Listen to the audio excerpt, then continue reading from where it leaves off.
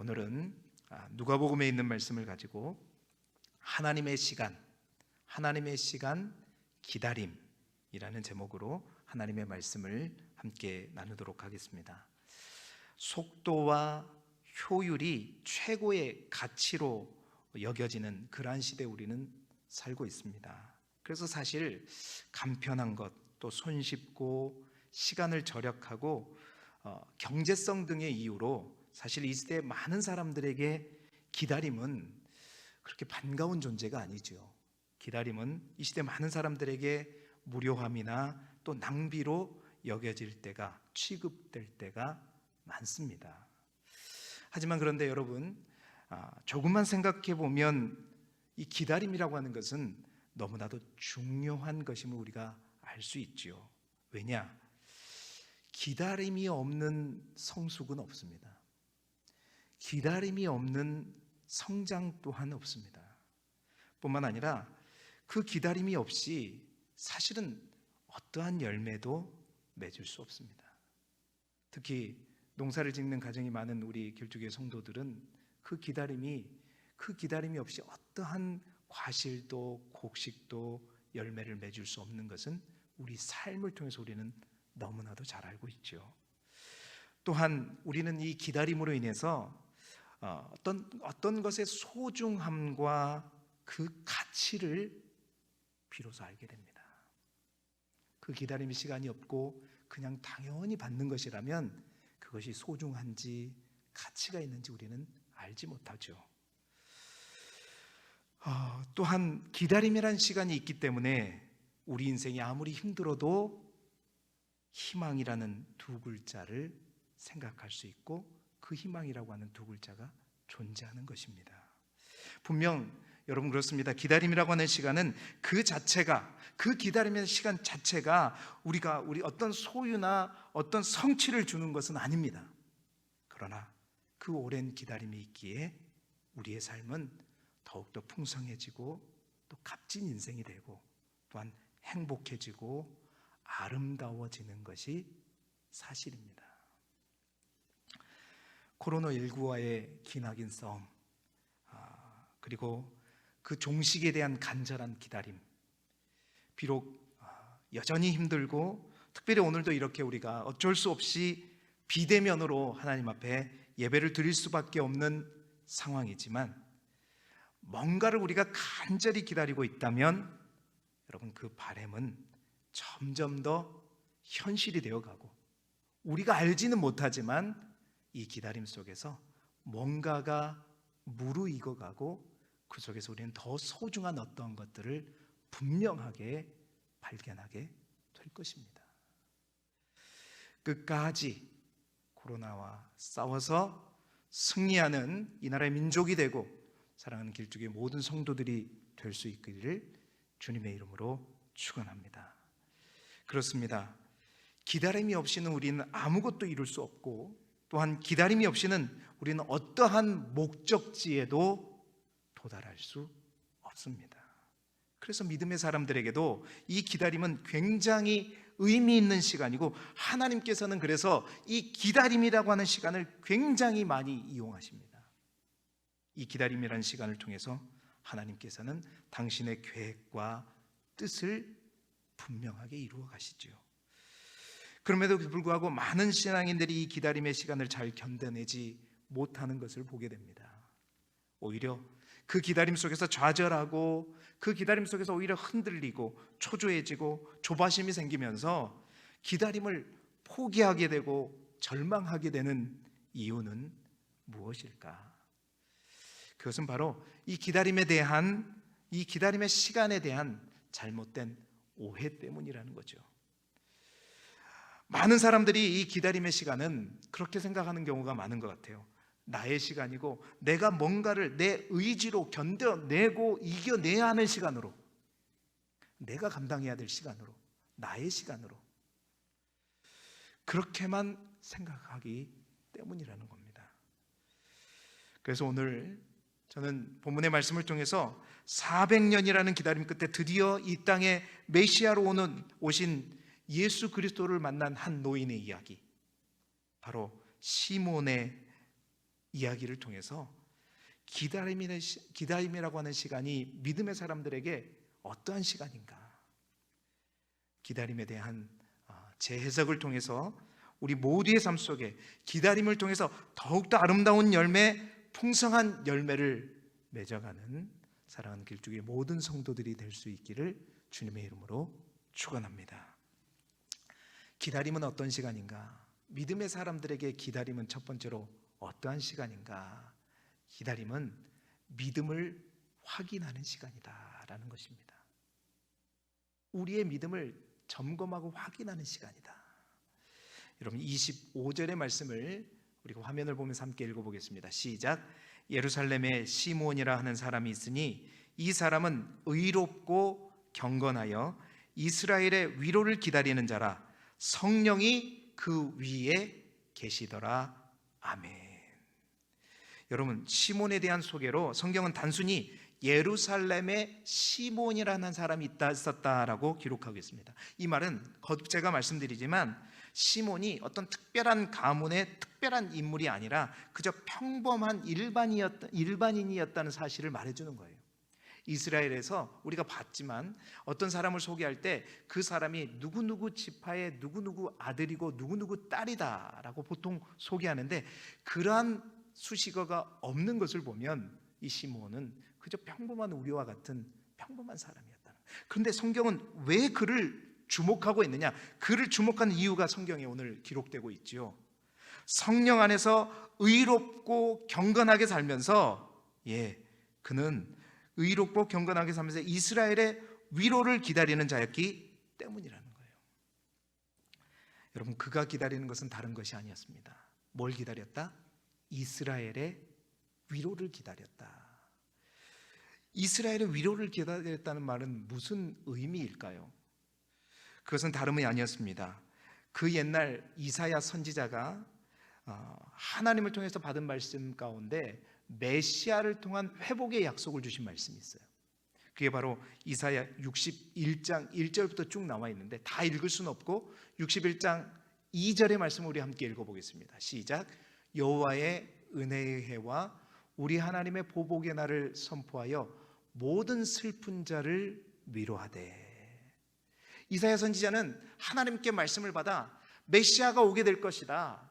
그 메시아가 왔을 때 여호와의 은혜와 하나님의 보복의 날을 선포하면서 그 메시아가 모든 슬픈 자를 위로하게 될 것이다 말씀하셨어요. 이것은 뭐냐? 메시아에 대한 하나님의 약속의 말씀이었습니다. 메시아 대망사상이라고 얘기하죠. 메시아가 올 것이고 그 메시아가 이스라엘의 모든 자들을 위로해서 이어지는 61장 3절의 말씀이 슬픔이 있는 자에게 화관을 주고 기쁨의 기름으로 슬픔을 대신하고 찬송의 옷으로 그 근심을 대신하실 것이다. 그래서 이스라엘의 위로를 기다렸다는 말은 바로 그 약속의 말씀, 이사야를 통해서 주시는 하나님의 그 약속의 말씀을 믿고 그 약속을 믿음으로 확신하면서 이 시몬은 성령 안에서 기다렸다라는 것입니다.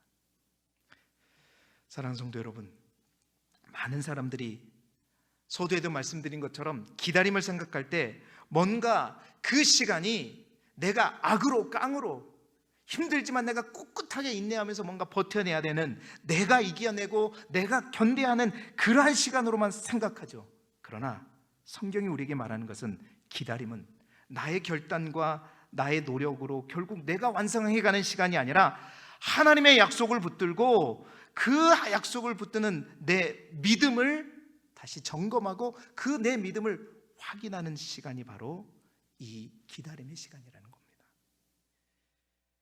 기다림이 우리의 의지와 관련된 시간이 아닌 바로 믿음과 연결되는, 바로 하나님과 연결되는 시간이 이 기다림의 시간이라는 거예요. 여러분, 마시멜로 이야기라는 책을 보신 적이 있습니까? 그 책에 보게 되면 미국의 스탠퍼드 대학의 심리학자인 마셸 교수라고 하는 사람이 1966년에 653명의 4살 배기 이 미국의 어린아이들을 대상으로 한 실험을 바탕으로 쓴 이야기가 바로 마시멜로 이야기라는 책입니다. 이 박사가 이 아이들을 대상으로 실험을 하게 되는데, 미국 아이들이 이 마시멜로 사탕을 엄청나게 좋아하잖아요. 우리 한국 사람들은 좀 안 맞는 것 같은데, 이 마시멜로 사탕을 1개 들어있는 접시와 2개 들어있는 접시를 가지고 아이들에게 말을 하는 거예요. 이 4살 배기 아이들이 얼마나 먹고 싶겠습니까? 그 아이들에게 뭐라고 얘기하냐면, 지금 이거를 먹으면 하나밖에 못 먹는다. 그런데 내가 다시 올 때까지 너희들이 기다리게 되면 이 2개를 먹을 수 있다라고 아이들에게 얘기하는 거예요. 자, 어떠한 일들이 일어났을까요? 어떠한 아이들은 기다렸을 것이고, 어떤 아이들은 못 참고 먹어버렸겠죠. 아마 저는 못 참고 먹어버렸을 거예요.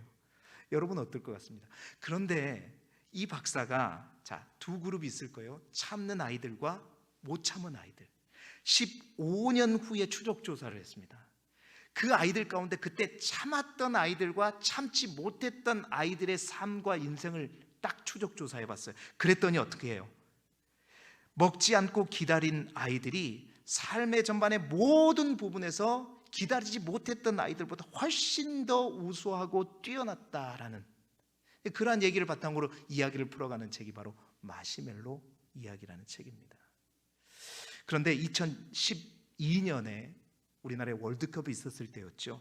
록펠러 대학의 키드팀에서 다시 한 번 더 이 마시멜로의 후속 실험을 진행했는데, 이번에는 어떻게 했냐면 처음부터 14명씩 4살 밖의 아이들을 2그룹으로 나눴어요. 14명씩, 한 10명, 14명 2그룹으로 나눠가지고 이 아이들에게, 4살 밖이들 얼마나 이제 놀기 좋아하고 먹기 좋아합니까? 그 아이들에게 이렇게 말하는 거예요. 자, 지금부터 우리가 재미있는 미술놀이를 할 거다. 미술놀이를 할 건데, 그러면서 그 아이들을 크레파스죠. 크레용이 놓인 테이블에 14명을 딱 앉게 했어요. 2그룹으로 해가지고. 그래서 그 아이들에게 이렇게 얘기하는 겁니다. 야, 너희들이 조금만 기다리면 내가 이 크레파스 크레용 외에도 다른 재미있는 꾸밈 자료들을 너희들에게 줄 거다라고 약속을 하는 거예요. 2그룹에게. 근데 첫 번째 한 그룹에게는 그 약속대로 많은 다른 꾸밈 자료, 재밌는 자료를 직접 갖다 주었어요. 그러나 또 다른 한 그룹에는 어떻게 했냐면, 얘들아 너무 미안하다. 그 꾸밈 자료가 있는 줄 알았는데 없네. 미안하다. 사과하면서 그 꾸밈 자료를 갖다 주지 않았다는 거죠.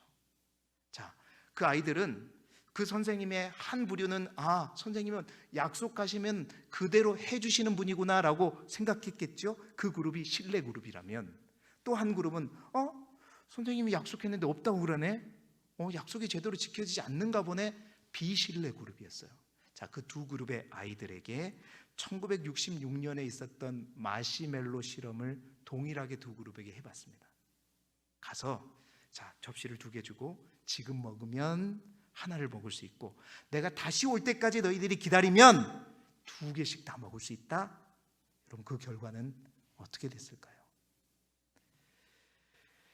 몇 분 후에 그 결과를 딱 본 후니까 어떤 결과가 나왔냐? 신뢰 그룹의 14명 중에 9명이 마시멜로를 먹지 않고 기다렸다고 합니다. 그 중에 저 같은 애들이 있었던 것 같아요. 오든 말든 그냥 나는 당장 먹어야 되겠다, 이렇게 생각하는 사람이 있었던 것 같은데, 14명 중에 9명이 먹지 않고 기다렸다는 것이고, 비신뢰 그룹은 그 14명 중에 몇 명이 기다렸을까? 단 1명이 기다렸다는 거예요. 그런데 그 기다리는 시간도 평균이 달라요. 9명의 애들이 기다리는 아이들의 평균 기다림의 시간은 총 12분이었어요. 어린 아이들이 얼마나 지각이 있겠어요. 기다리다가 좀 기다리다가 안 되니까 먹어버렸다는 거죠. 어떤 아이들은 많이 기다리고 적게 기다리면 평균 12분을 기다렸어요. 근데 비신뢰 그룹의 1명, 그 아이는 고작 기다린 게 몇 분이었냐? 1명 기다렸지만 기다린 것도 3분 기다렸다는 거예요. 여러분, 이 아이들은 조금만 기다리면 마시멜로 2개나 더 먹을 수 있을 텐데 왜 기다리지 못하고 다 먹어버렸을까요? 그것은 뭐냐? 약속에 대한 신뢰가 없기 때문이다. 이 실험은 바로 그것을 우리에게 말해주는 실험이에요. 그렇습니다. 여러분, 인내라고 하는 것, 우리는 기다림의 시간에 무엇보다도 나의 의지, 인내가 중요하다고 생각하죠. 그런데요, 여러분, 그 은혜, 자신의 의지보다 더 이 기다림을 우리가 극복할 수 있는 것은 신뢰에 의해서 영향을 받는다는 겁니다. 그 실험, 이 실험을 통해서 바로 그것을 이야기해 주고 있다는 거예요. 기다림은 우리의 의지보다 앞서 무엇의 문제인가? 신뢰의 문제라는 겁니다. 그 약속에 대한 믿음의 문제가 더 먼저라는 거예요. 다시 말해서 약속에 대한 확신과 신뢰가 있으면 그 아이들조차도 어떻게 해요? 기다린다는 거예요. 기다릴 수 있다는 거예요. 그럼 성인은 어떻겠습니까? 우리에게 그 확신과 믿음이 분명하다면 그것이 언제가 될든지 끝까지 우리는 기다릴 수 있다. 다시 말해서 기다림은 우리의 의지의 문제가 아니라 신뢰의 문제예요. 믿음의 문제다라는 것입니다. 왜 기다림이 힘들어지고 초조해지고 조바심이 생기고 결국 불확실한 미래로 인해서 두려움이 우리 안에 생기는 것인가? 그 이유는 바로 우리 안에 있는 그 확신, 우리 안에 있는 믿음이 흔들리기 때문에 우리가 영적으로 그것을 진단할 수 있어야 된다는 것입니다. 믿음이 흔들리기 때문에 그 약속을 붙들고 있지 못하기 때문에 그 약속을 놔버렸기 때문이라는 거죠. 그러나 오늘 시므온은 그 분명한 믿음이 있었다는 거예요. 하나님께서 이스라엘 백성들을 위로할 것이다 라는 이사야의 말씀, 그 하나님의 말씀을 철통같이 믿고 그 믿음, 그 약속의 말씀을 분명히 믿고, 여러분 그 믿음이 어디에서 생겼겠어요? 다름이 아니라 그 위에 계셨던 성령께서 그에게 주신 믿음이었습니다. 사랑하는 성도 여러분, 분명한 믿음이 있으면 끝까지 기다릴 수 있는 것입니다.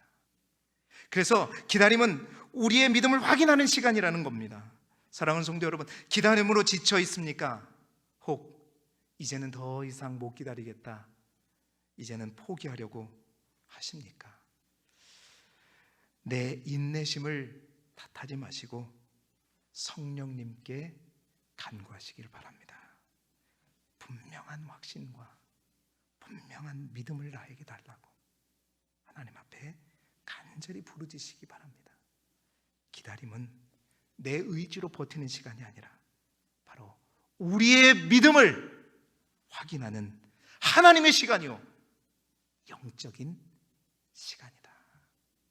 성령 안에서 더 굳센 믿음을 가지고 어떠한 기다림의 시간 또한 잘 견뎌내는 저와 여러분이 되시기를 주님의 이름으로 축원합니다. 두 번째, 기다림은 어떤 시간이냐? 기다림은 순종을 훈련하는 시간이다라는 것입니다. 여러분, 기다림에 관한 첫 번째 이 오해가 풀릴 때 이제 이 기다림의 시간을 통해서 하나님께서 우리에게 원하시는 것이 무엇인가, 이 기다림을 우리에게 허락하신 하나님의 뜻을 우리는 알게 되는 것입니다. 기다림이 우리의 믿음을 확인하는 그런 시간이라는 것을 우리가 깨닫게 될 때, 그때부터 기다림의 시간은 바로 하나님께서 우리를 만들어 가시는 시간이 된다는 겁니다. 바로 우리의 순종을 훈련하는 시간이 된다는 거예요. 시므온이 하나님께서 반드시 이스라엘을 위로할 것이라는 확신을 갖게 되자 그는 어떻게 살았어요? 의롭고, 오늘 보니까 성경에 보니까 의롭고 경건한 모습으로 기다렸다라고 기록하고 있습니다. 학자들은 이 시몬의 나이가 굉장히 나이가 많은 노인이라고 생각하고 있고 추정하고 있죠. 오래된 노인, 수십 년 동안 자신의 인생을 걸고 그는 기다렸습니다. 그러자 그와 함께 하신 성령께서 더 구체적으로 그에게 명령하셨죠. 그 명령이 26절에 나옵니다. 우리 26절의 말씀을 함께 읽어볼까요? 시작. 그가 주의 그리스도 보기 전에는 죽지 아니하리라 하는 성령의 지시를 받았다. 간절히 순종함으로 그 기다림의 시간을 보내고 있는 그에게 성령께서 이제 더 구체적인 명령, 구체적인 말씀을 해주시는 거예요. 그것은 뭐냐? 이제 네가 그리스도 메시아를, 이스라엘을 위로할 자를 네가 네 눈으로 보게 될 것이다. 그를 보기 전에는 네가 죽지 않게 될 것이다. 이제 그는 어떤 사람이 됐어요? 예수 그리스도를 보기 전에는 자기 마음대로 죽을 수도 없는 자가 되어버렸습니다. 죽는 것조차도 자기 마음대로 할 수 없는 존재가 되어버린 거죠. 그런데 그는 그 믿음으로 순종하면서 죽지 않고 오실 때까지 그 말씀에 순종하는 삶을 살았다는 거예요. 얼마나 철저하게 그가 순종하는 삶으로 기다렸는가를 알 수 있는 그의 고백이 있습니다. 그가 드디어 이 아기 예수를 봤을 때, 그 아기 예수를 만나고 안았을 때 그의 첫 번째 고백이 뭐냐? 29절의 말씀에 나와 있어요. 29절의 말씀, 그가 제일 먼저 뭐라고 얘기해요? 주제여, 이제는 말씀하신 대로 종을 평안히 놓아 주시는도다. 여기서 우리가 주목할 단어가 뭐냐면 주제와 종이라는 단어입니다. 여러분, 주제여라는 이 단어는 데스포타라고 하는 헬라어인데, 이 데스포타라고 하는 헬라어는 데스포테스라고 하는 주인, 소유주라는 말의 혹격입니다. 자, 우리가 잘 아는 주인이라는 뜻의 성경에 많은 헬라어가 있어요. 그 헬라어가 뭐냐면 퀴리오스라는 말입니다. 이 퀴리오스라고 하는 주인, 소유주라는 뜻은, 이 단어는 성경에 749회, 거의 750회에 관련돼서 쓰여졌는데, 이 데스포테스라고 하는 주인, 소유주의 의미는 성경에 단 10번밖에 쓰이지 않았어요. 그럼 성경은 왜 두 가지 헬라어로 이 주인, 소유주란 말을 구분하느냐? 이 데스포테스라고 하는 소유주라고 하는 주인이라고 하는 뜻은 어떤 의미냐면 바로 퀴리오스보다 더 강력한 의미입니다. 다시 말해서 자신이 종이라고 생각하는 사람이 그 주인에 대해서 절대적인 주권과 능력을 인정할 때, 그러니까 그분의 말이 아니면 나는 내 뜻대로 아무것도 할 수 없는, 그러니까 완전히 그에게 복종당하는, 그에게 철저하게 순종하는 그러한 의미를 담아서 주인이라고 부를 때 그것을 퀴리오스라고 하지 않고 데스포타, 데스포테스라고 부르는 거예요. 그래서 우리 성경도 주인이여라고 번역하지 않고 뭐라고 번역했죠? 주제여라고. 주제여라는 것은 주인보다 더 강력한 주권을 가진, 그것을 인정한다는 종의 고백인 것입니다. 이 말은 그가 그 하나님의 말씀을 믿을 뿐만 아니라 그 하나님의 어떠한 명령에도 불구하고 철저하게 사람의 말이 아니라 하나님의 말씀으로 듣고 철저하게 그의 삶을 속에서 순종하면서 살았다는 거예요. 그래서 그 아기 예수를 봤을 때 주제여, 주인이시여, 이제 주인의 말씀대로 이제 내가 그 아기 예수를 보았으니 이제 나도 죽을 수 있겠습니다 라고 고백하는 것입니다. 사랑하는 성도 여러분, 기다림은 그런 시간입니다. 우리의 믿음을 행함으로 보여주는 시간이다. 우리의 믿음을 순종함으로 채워가는 시간이 바로 기다림이라고 하는 시간입니다. 우리의 믿음을 행함 없는 믿음이 아니라 행함 있는 믿음으로 단련해가고 훈련해가는 시간이 바로 기다림이라고 하는 시간이라는 거예요. 여러분, 예수님의 어머니 마리아도 마찬가지였죠.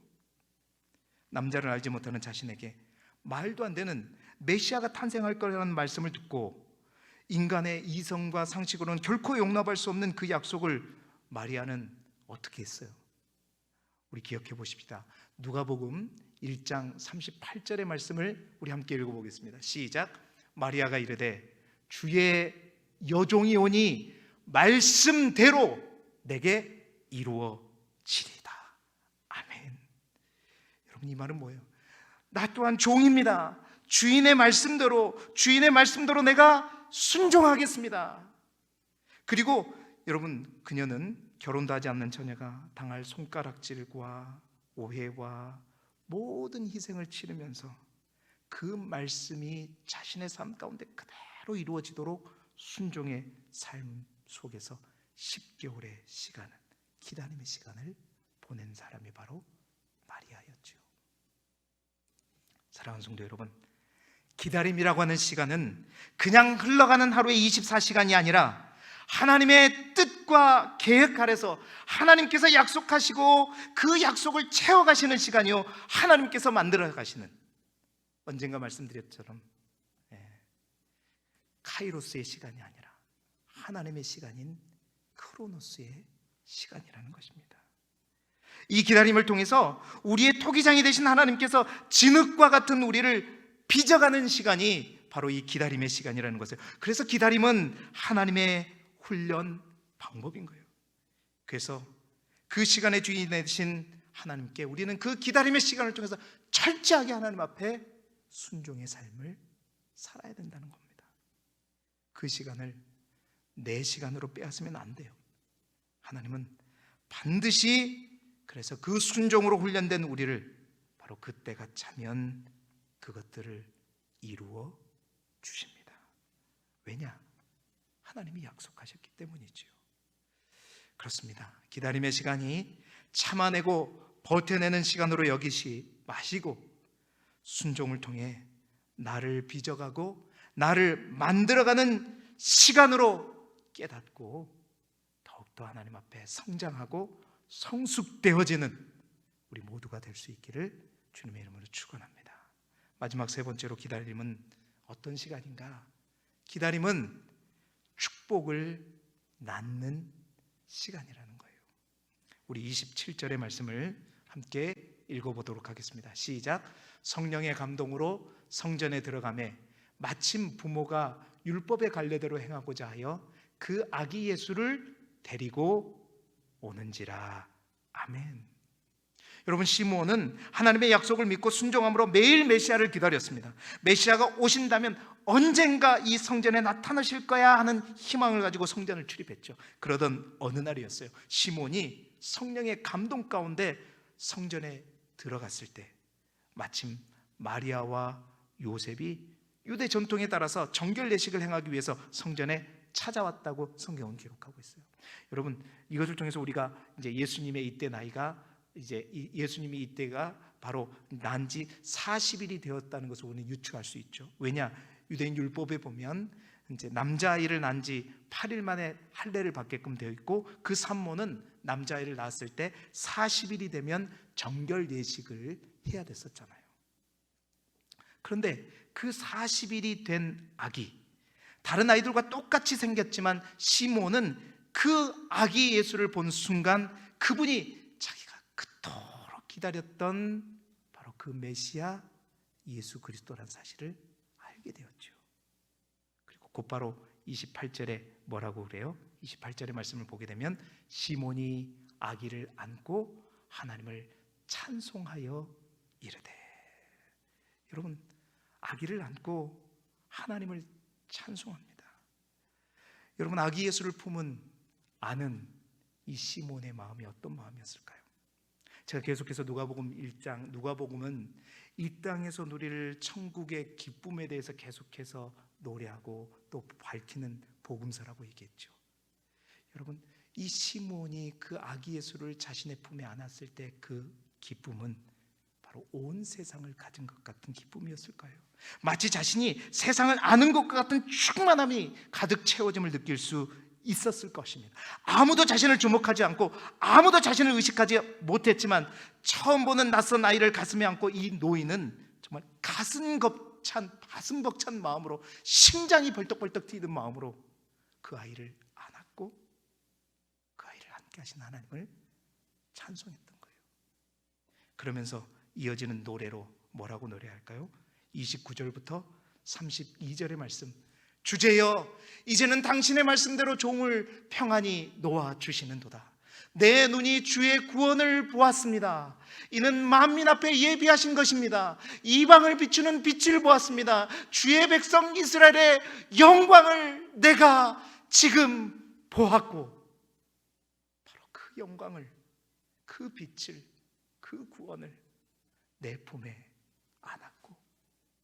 여러분, 이 말은 단순한 자신의 해방뿐만 아니라 온 인류를 해방시키기 온 그 엄청난 메시아, 그 놀라운 메시아, 약속의 그 메시아를 여러분, 평범한 한 노인, 보잘것없는 한 노인, 우리와 같이 똑같은 한 노인이 인류에서 그 부모를 제외하고 가장 먼저 아기 예수를 자신의 품에 안는 자가 되었어요. 여러분, 이보다 큰 영광이 어디 있어요? 이보다 큰 기쁨이 어디였습니까? 그런데 어떻게 이 큰 기쁨을 누릴 수 있었습니까? 기다림이었죠. 기다림이 없었다면 그는 이 기쁨, 이 행복, 이 열매를 맺을 수 없었던 것입니다. 그렇습니다. 기다림은 결국 어떤 시간인가? 축복을 잉태하고 축복을 낳는 시간이다. 하나님께서 그 시몬을 향한 놀라운 은혜와 복을 낳는 시간이고 잉태하는 시간이고 맺어가는 시간이라는 겁니다. 그렇습니다. 다윗도 마찬가지였죠. 다윗은 얼마나 기다렸습니까?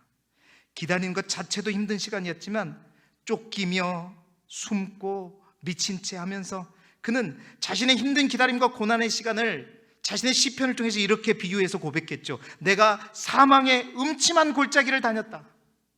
뿐만 아니라 그는 이렇게 얘기했죠. 내가 기가 막힐 수렁과 웅덩이에 빠졌었다. 그러나 그는 고난과 기다림의 시간의 주인이 자신이 아니라는 것을 알았습니다. 그 자신이 아니라 그 시간이 나의 믿음을 확인하는 시간이었고, 그 믿음을 가지고 내가 하나님에게 절대 주권을 인정하면서 끝까지 순종하는 훈련의 시간임을 그는 깨닫고 있었죠. 그래서 그는 그 시간 동안 사망의 음침한 골짜기에 있을지라도, 기가 막힐 수렁과 웅덩이에 빠져 있었을지라도 그는 기다렸어요. 그리고 기다렸더니 어떤 결과가 나왔어요? 그에게 어떤 고백이 나왔습니까? 이 말씀 우리가 함께 읽어야 합니다. 시편 40편 1절 2절의 말씀을 우리가 믿음으로 함께 다윗의 마음으로 함께 읽어보겠습니다. 시작. 내가 여호와를 기다렸더니 귀를 기울이사 나의 부르짖음을 들으셨도다. 나를 기가 막힐 웅덩이와 수렁에서 끌어올리시고 내 발을 반석 위에 두사 내 걸음을 견고하게 하셨도다. 아멘. 할렐루야. 사랑하는 성도 여러분, 기다림에는 반드시 끝이 있습니다. 기다림이라고 하는 말 자체가 끝을 전제하고 있기 때문에 기다리는 거죠. 그리고 그 기다림의 끝에는 반드시 하나님의 축복이 있고 기쁨이 있고 회복이 있고 영광이 있는 줄 믿습니다. 그리고 그 기다림의 끝에 하나님은 반드시 우리를 통해서 시몬처럼 찬송하게 하시고, 여러분 다윗도 이 시편 40편 1절 2절 다음 절에 그 다음에 뭐라고 하냐면 내가 새 노래로 여호와를 찬송한다라는 고백이 나와요. 바로 그 기다림의 끝에 반드시 우리의 입술을 통해서 새 노래가 나오게 하시는 분이 우리 하나님이세요. 사랑하는 성도 여러분, 이제 말씀을 마무리하겠는데요, 기다림은 나의 시간이 아니라 철저하게 하나님의 시간입니다. 하나님께서 우리에게 우리의 믿음을 확인하는 시간이고 우리의 믿음을 점검하는 시간이고, 뿐만 아니라 그 믿음을 행함으로 순종함으로 증거하고 훈련하는 시간, 바로 그 시간이 기다림이라는 시간이고, 그리고 결국 그 기다림을 통해서 우리에게 가장 원하고 바라는 선물을 주시기 위해서 그 선물을 잉태하고 나아가는 시간이 바로 기다림이라고 하는 시간입니다. 오늘 온라인으로 또 오프라인으로 예배드리는 성도들 가운데 여전히 사망의 음침한 골짜기에서 기가 막힐 웅덩이와 수렁에서 기다림의 시간을 보내고 계시는 성도들이 있는 줄 믿습니다. 사랑하는 성도 여러분, 힘을 내시기 바랍니다. 끝까지 싸워가시기 바랍니다. 내 의지로 말고 믿음으로 싸워가시고 성령 안에 싸워가시고 그 믿음 안에서 순종함으로 싸워갈 때 하나님은 우리를 붙드시고 우리와 함께 하시고 반드시 우리에게 준비하신 크고 은밀한 놀라운 선물을 준비하고 계십니다. 끝까지 주님과 함께 그 기다림의 터널을 통과함으로 말미암아 시몬이 불렀던 하나님의 찬송처럼, 다윗이 불렀던 새 노래가 여러분의 삶 가운데, 여러분의 가정 가운데서도 힘차게 울려 퍼질 수 있기를 그리스도 예수 이름으로 축원합니다. 기도드리겠습니다. 하나님 아버지, 기다림이 하나님의 시간임을 철저하게 고백하게 하셔서 기다림을 통해서 우리의 믿음이 더욱더 성장하고, 기다림을 통해서 순종을 훈련하며 우리를 향해 최상의 것으로 채우시는 그 기쁨을 만나고 보게 하여 주옵소서. 기다림이 아무리 힘겨워도 성령 안에서 힘을 내고 기다리고, 기다림으로 말미암아 다윗처럼, 시몬처럼 하나님을 찬양하는 우리의 고백과 입술이 되게 하여 주옵소서. 예수 그리스도 이름으로 기도드리옵나이다. 아멘.